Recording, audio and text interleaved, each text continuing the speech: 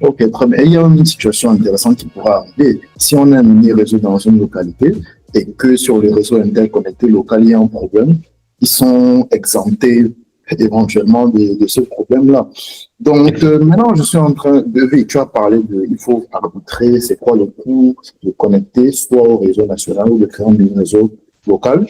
Mais vu qu'on voit que c'est une solution pour résorber le déficit énergétique africain, quels sont les principaux freins qu'on peut rencontrer aujourd'hui en Afrique subsaharienne à la mise en place des solutions renouvelables au réseau ou des mini-réseaux, par exemple? Hmm. Moi, j'ai tendance à dire sur le segment sur les infrastructures énergétiques, pour moi, le challenge n'est pas tant sur le financement. Ça, c'est mon intime conviction. Moi, je vois beaucoup de fonds qui sont actifs. Les DFIs sont hyper actifs sur le financement des infrastructures énergétiques. Parce que, comme on le disait en introduction, l'économie, ce n'est que de l'énergie transformée. Donc, on part du postulat que si tu veux développer des usines, des industries, il te faut l'énergie. Mais ce qui manque, c'est l'absence de projets plutôt bancables, je veux dire, de projets qui ont été montés, développés pour pouvoir aller capter ces financements. Donc, et aussi attirer le secteur privé. Parce que le rôle de l'État dans le secteur énergétique peut développer en direct des projets, mais va être vite limité aussi par sa capacité. Donc, fait appel au privé pour venir investir, donc prendre un risque. Donc, et généralement, c'est du long terme. Donc, pour prendre ce risque, ils ont besoin qu'il y ait un cadre réglementaire qui soit clair, voilà, ça c'est un des premiers challenges, c'est le cadre réglementaire, que ce soit ce qu'on appelle les IPP, Independent Power Producer, comme on a parlé de scaling et tout. Donc c'est des producteurs indépendants d'énergie qui signent une concession. L'État leur concède ce service public et eux, ils sont en charge de faire le développement, la construction, le financement, la construction et l'exploitation de cette unité sur des durées allant de 15 jusqu'à 20, 25 ans, donc c'est une concession. Si on parle du marché du CNI, donc ça c'est des industriels existants qui aimeraient bien réduire leur empreinte environnementale et aussi optimiser leur facture énergétique, donc diversifier leurs sources d'alimentation en mettant du solaire, par exemple, ou d'autres sources d'énergie renouvelable. Donc c'est ce segment que nous on finance. Pareil, là souvent on est confronté plutôt, comme je l'ai dit, soit au cadre réglementaire qui n'est pas clair, parce qu'il faut trouver la bonne structure de contrat pour mettre en place ces types d'outils de production pour les acteurs CNI. Et le deuxième aspect, c'est, comme je dis, c'est pas le financement, c'est toute cette phase d'avoir une quantité assez suffisante de projets bancables. Parce que si tu passes 5 ans à développer ton projet, mais que tu n'as pas eu le temps de discuter avec les investisseurs qui vont financer in fine et que tu viens et qu'on te demande de répartir et renégocier tous tes contrats, de répartir, faire tout un certain nombre d'études réglementaires qui n'ont pas été faites, donc ça te retarde et après, le développement, c'est le segment le plus risqué dans ça, parce que là, tu débourses de l'argent, mais sans avoir aucune garantie qu'à la fin, tu vas soit signer ta concession avec l'État, soit signer ton contrat avec l'acteur CNI. Donc, pour aussi optimiser ces coûts, il faut qu'en amont, tu puisses vraiment t'assurer que ton projet va respecter le cadre réglementaire, ton projet va être aussi est la cible, on va dire, de différents fonds, que ce soit des fonds de dette, que ce soit des fonds d'equity qui pourront venir financer. Donc, voilà. Donc, cadre réglementaire, aujourd'hui, le déficit des infrastructures, pareil, ça, il y a pas mal de financements qui sont fléchés vers ça. Donc, j'avoue aussi que le déficit des infrastructures peut constituer une vraie limite aussi, comme tu l'as évoqué, par exemple, comme un pays comme le Nigeria, par exemple. Et après, je pense que de plus en plus, on voit des développeurs internationaux qui viennent et on a aussi un REX, des projets qui ont été mis en service. Je pense que les premières centrales solaires en Afrique de l'Ouest, je pense que c'était au Sénégal, si je ne me trompe pas, il y a bientôt peut-être 8 à 10 ans, donc on commence à avoir aussi un retour d'expérience sur ces projets, ce qui aussi permet d'accélérer le développement de ces nouveaux projets. Donc je pense qu'on est plutôt sur la bonne voie, mais il y a ces pays qui sont un peu plus en retard sur le cadre réglementaire et qui sont peut-être aussi moins en avance sur, on va dire, les infrastructures de transport et de distribution. C'est qu'il faut savoir quand un producteur indépendant vient, il finance la partie production, mais il finance aussi un bout du réseau, hein. Très souvent, la partie du réseau qui le permet de se reconnecter au réseau interconnecté est dans son scope. Donc ça aussi, voilà, donc c'est lui qui le finance, il construit, après il le rétrocède à l'État, qui le met dans son patrimoine. Voilà. Donc le développement de ce projet aussi permet aussi indirectement aussi de développer l'infrastructure de transport et de distribution aussi. Donc ça aussi, c'est quelque chose qui on peut combiner les deux, quoi. Donc voilà. Après, comment réduire la durée de développement des projets, comme je disais, en moyenne 5 à 8 ans, je pense que c'est là où se trouve la clé. Si un pays demain on te dit en moyenne pour entre le moment où tu signes un MOU avec l'État et le moment où tu arrives à ta concession, sous réserve effectivement que tu aies fait toutes les études et que tu es conforme au cadre réglementaire. Si ça, les États qui peuvent être assez proactifs et proposer des délais, on va dire, hyper courts aux développeurs, je pense que ce sera aussi un levier pour attirer les investisseurs privés. Parce que 5 ans pour développer, c'est hyper long. Oui, parce que plus ça dure, plus il y a de l'argent qui est consommé, j'imagine. Et je pense que ce serait une difficulté pour les petits projets, parce qu'à un moment donné, on va se demander, pour tout cet argent dépensé, quel serait le retour éventuellement sur l'investissement. Donc, je pense qu'il y a un rôle pour l'État. Je ne sais pas s'il y a une difficulté au niveau de la centralisation de l'acceptation des projets, parce que je me dis, est-ce que les autres, comme on voit à l'acheteur unique qui est CIE en Côte d'Ivoire, par exemple, est-ce qu'il y a une rapidité de traitement? C'est quoi les délais à ce niveau-là? En fait, généralement, quand tu négocies une concession, ça fait intervenir plusieurs entités de l'État. Donc, tu n'as pas que le ministère de l'Énergie, souvent tu as le ministère du Budget qui est là, parce que souvent ces projets bénéficient de certaines exonérations. Tu as le ministère ou l'unité PPP qui intervient suivant les pays. Cette unité peut être indépendante et même être lead, entre guillemets, de la négociation. Et souvent, ces unités sont intégrées au sein de chaque ministère. Et du coup, on va dire, c'est plutôt cette coordination interministérielle, souvent qui fait que les négociations peuvent prendre du temps et du coup déborder. Donc, c'est pour ça que, si je prends le cas de la Sierra Leone, on a la chance de travailler là-bas actuellement. Donc, c'est une unité PPP qui est là, donc qui pilote, donc qui est lead au fait. Donc, quand tu viens, tu vas au ministère de l'Énergie dès que tu as un MOU. Après, toutes les discussions, c'est l'unité PPP maintenant qui s'assure de faire le lien avec tous les ministères. Donc, ça te permet d'avoir un seul point focal et aussi de pouvoir aller très vite parce que cette unité PPP a, on va dire, la responsabilité, le pouvoir de pouvoir négocier, de discuter avec tous les ministères. Alors que si c'est le développeur même qui doit faire tout l'interministériel, ça peut être lourd, par exemple. Le travail du développeur, c'est de développer, hein, c'est de faire des études techniques, c'est de construire une centrale et de trouver le financement, de la construire et de l'exploiter. Mais c'est pas tant son point fort de gérer peut-être de l'interministériel, par exemple. Donc, je dirais, suivant les pays, suivant la structure, l'organisation qui est là, ça peut plus ou moins permettre d'aller vite. Par exemple, on peut par exemple imaginer de mettre en place des guichets uniques, par exemple, pour tous les projets, par exemple solaires ou renouvelables. Ce guichet unique va être en charge effectivement de centraliser toutes les phases de négo, etc. Donc, des solutions comme ça, je pense, permettent, et ce guichet unique, comme j'ai dit, ça peut être l'unité PPP, ça peut être le ministère de l'Énergie, par exemple, pour pouvoir aller très vite. Généralement, l'acheteur final,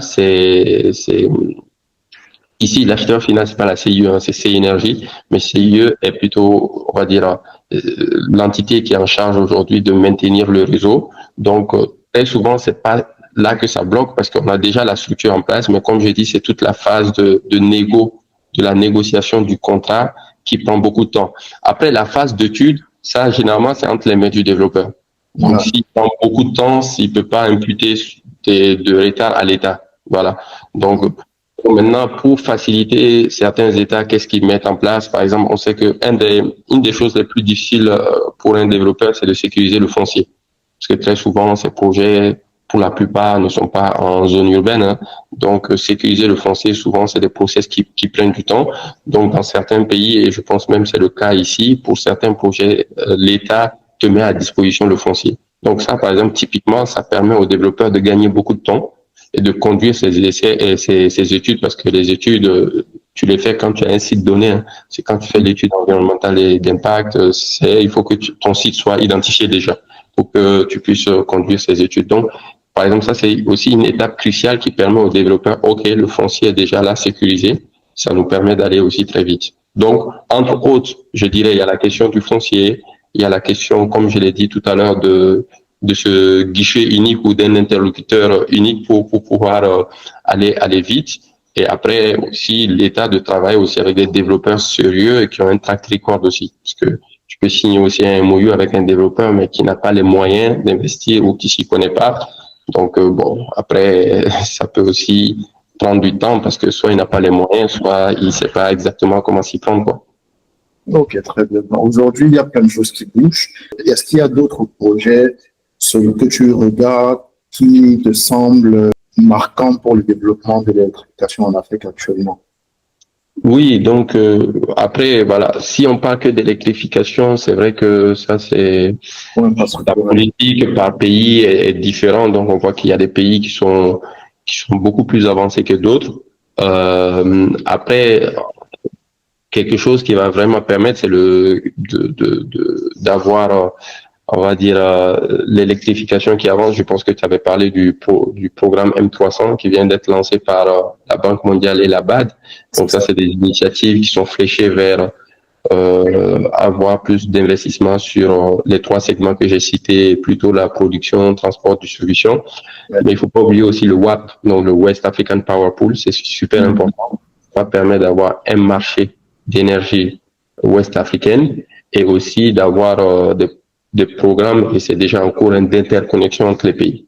Parce que, voilà, comme je l'ai dit tout à l'heure, l'énergie, quand tu la produis à un moment donné, mais que le besoin n'est pas là, il faut la transporter, sinon tu peux rien en faire. Donc, le WAP, là, une des prérogatives ou des objectifs, c'est déjà d'interconnecter tous ces pays. Donc, c'est déjà le cas aujourd'hui. Hein. La plupart de nos pays sont interconnectés. La Côte d'Ivoire est connectée au Mali, au Burkina, à la Guinée, voilà, etc. Donc, cette interconnexion, le fait d'avoir un marché de l'énergie permettra aussi d'avoir des flux entre ces différents pays, des échanges de flux entre ces différents pays, ce qui permettra aujourd'hui un pays comme la Côte d'Ivoire qui aura peut-être une capacité de production au-delà de ses besoins, donc pouvoir vendre une partie de cette énergie à ses voisins. Et pareil pour les autres pays. Donc, c'est ces différents échanges de flux aussi qui permettront de pouvoir, on va dire aussi, permettre d'augmenter ou d'atteindre les objectifs en termes d'électrification, que ce soit rural ou urbaine.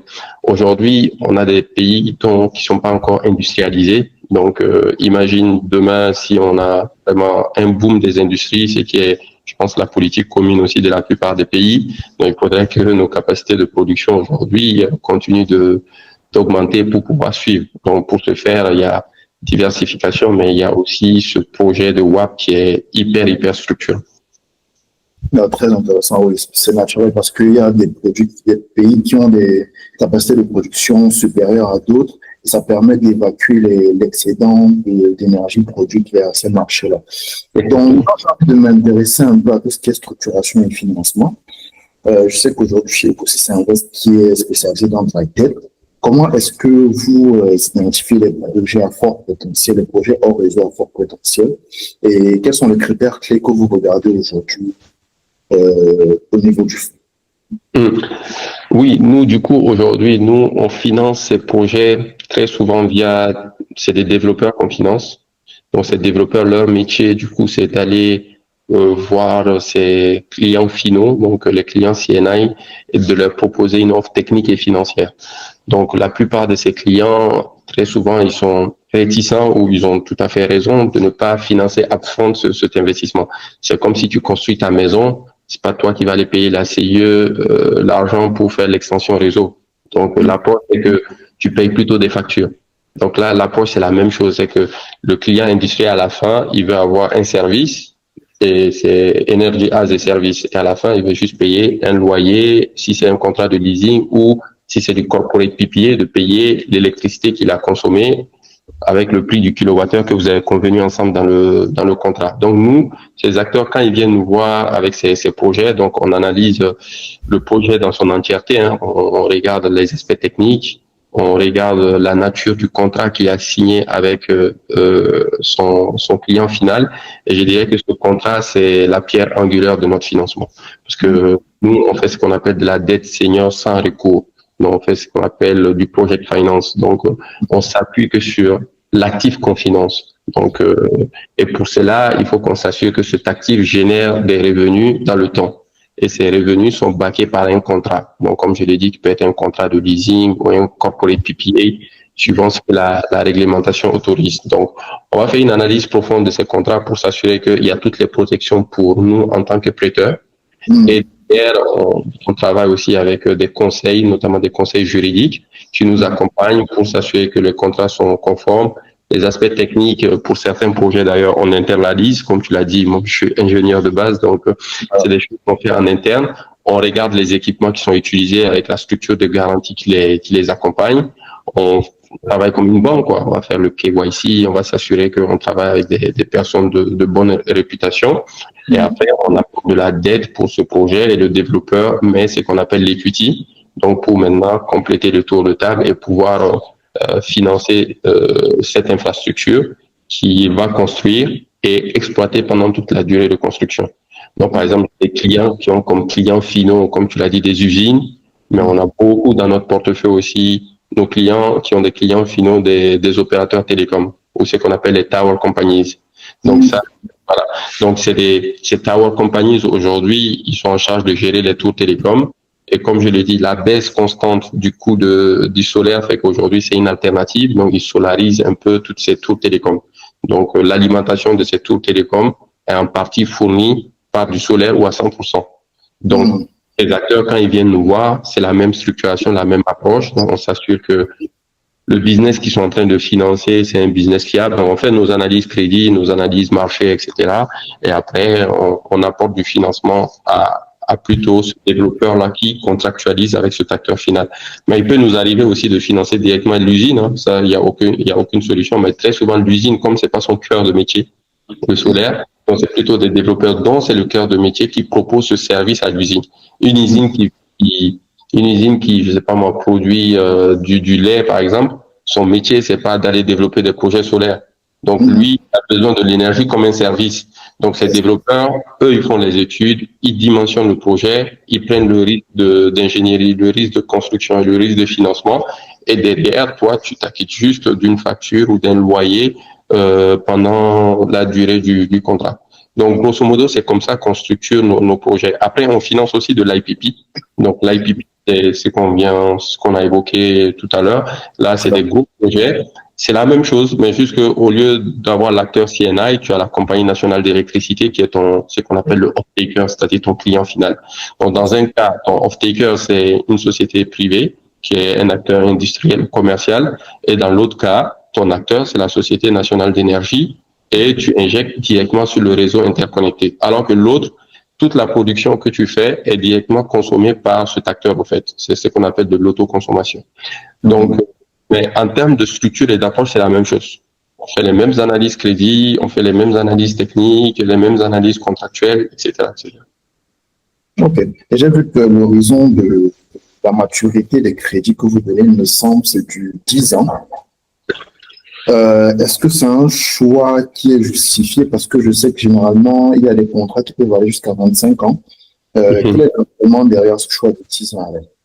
Ouais, disons que dans le mandat d'Afrique-Green, le focus principal, c'est de faire du CNI.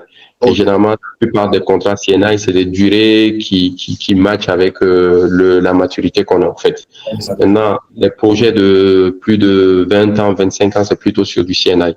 Donc là, effectivement, nous, on pourra, comme j'ai dit, on pourra le faire, mais c'est très souvent des projets qui sont financés par des DFI qui arrivent à proposer des maturités qui matchent aussi avec la durée de ces contrats d'achat d'électricité qu'ils ont signés. Donc nous, notre maturité colle parfaitement avec notre cible qui est le marché du CNI. La plupart des contrats CNI, c'est sur maximum 10 ans. OK, parfait.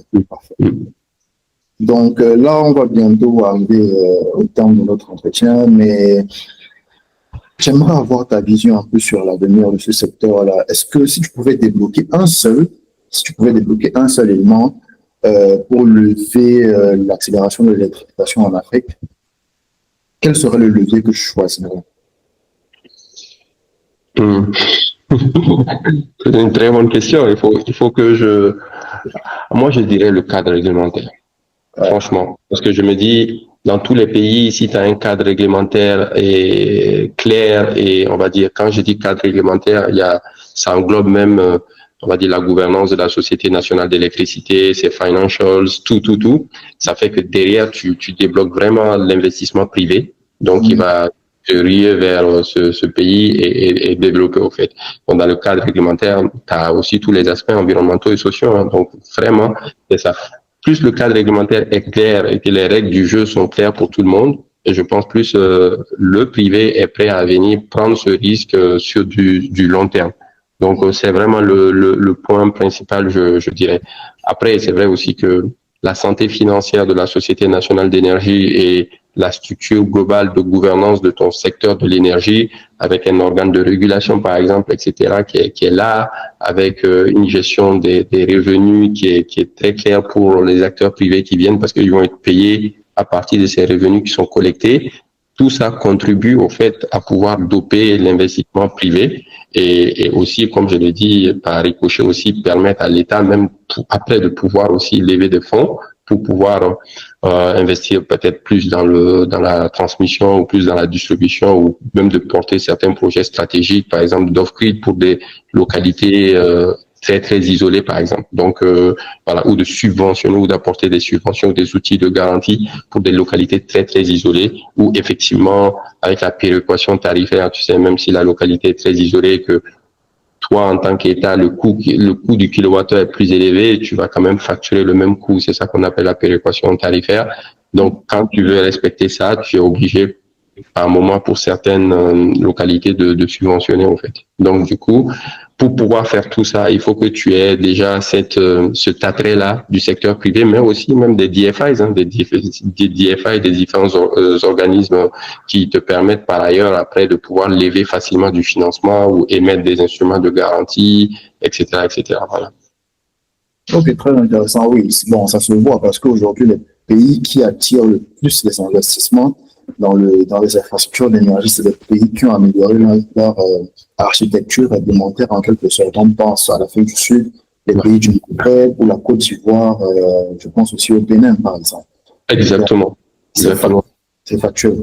Donc, pour terminer sur cette discussion, pour tout jeune qui souhaite s'investir dans le domaine du financement d'infrastructures et du développement d'infrastructures, quel serait un conseil que tu leur donnerais? Je pense qu'il faut déjà être curieux parce que c'est un secteur qui est en pleine évolution. Hein. Donc aujourd'hui, comme on l'a dit, il y a 5-6 ans, les projets solaires ici, c'était des projets qu'on ne voyait pas. Aujourd'hui, ça se développe. Et aussi d'aimer juste le développement d'infrastructures. Parce que j'ai dit aimer parce qu'il faut vraiment aimer ça, être passionné par ça. Parce que, comme j'ai dit souvent, les projets, tu vas voir certains projets le développeur est hyper motivé, il vient, il dit dans 6 mois on veut closer, 5 ans après tu vois qu'il n'a pas closé. Donc il faut vraiment que tu aimes ça, que tu puisses comprendre les différents challenges et que tu apportes aussi ta pierre à l'édifice, quoi. Parce que tous les jeunes qui arrivent aussi, je pense, apportent du nouveau aussi dans ce segment. Et après, tu peux travailler comme moi je le fais aujourd'hui sur la partie financement, comme tu peux être sur la partie développement qui est tout autant passionnant, hein, parce que on fait à peu près les mêmes métiers. Après, tu peux être d'un côté ou de l'autre, mais en tout cas, en termes d'opportunités, tu ne manques pas. Parce que, voilà, tu n'en manques pas, que ce soit dans la sous-région, tu as évoqué l'Afrique du Sud, donc il n'y a pas les opportunités qui manquent. Et même si tu es du côté, on va dire, off-taker, il faut toujours cette curiosité, comprendre un peu ce secteur, comment il évolue, parce que même nous, ça facilite notre boulot. Si demain on a un off-taker qui connaît déjà, on va dire, ou qui est éduqué à ça, ça nous permet d'aller plus vite. Alors que si tu prends un off-taker qui part peut-être de zéro, ça prend un certain temps de pouvoir le convaincre tant sur la techno que sur la structuration du projet, sur ses différentes obligations aussi dans le cadre de ça. Parce qu'effectivement, ils ont tous cette volonté de pouvoir réduire leurs factures, mais derrière, le développeur, il aura besoin aussi de consentement et de certains engagements, notamment dans le contrat d'off-take qu'il va signer, pour pouvoir aller lever le financement. Donc voilà. Donc je pense que c'est une affaire de tous, hein, que ce soit les industriels, l'État ou les organismes les institutions de financement ou les différents fonds, quoi. Ok.